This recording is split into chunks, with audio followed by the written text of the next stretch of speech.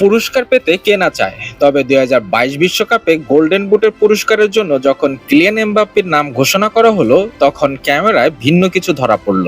হতাশ এমবাপ্পের পা যেন মঞ্চের দিকে যেতেই চাচ্ছিল না। কিন্তু না যেয়ে উপায় নেই, মনের বিরুদ্ধে গিয়ে ধীরলয়ে পুরস্কার নিলেন গোমরা মুখে।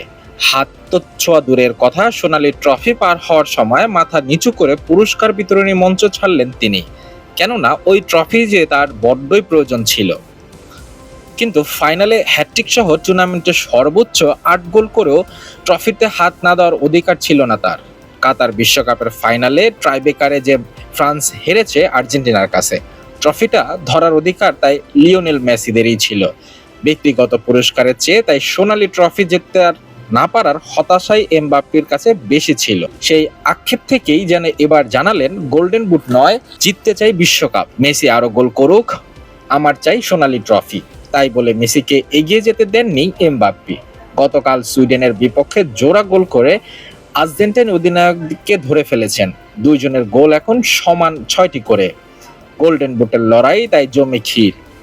ম্যাচ শেষে তাই ফ্রান্স অধিনায়কের কাছে জানতে চাওয়া হয়েছিল পুরস্কারটা দিচ্ছে কে।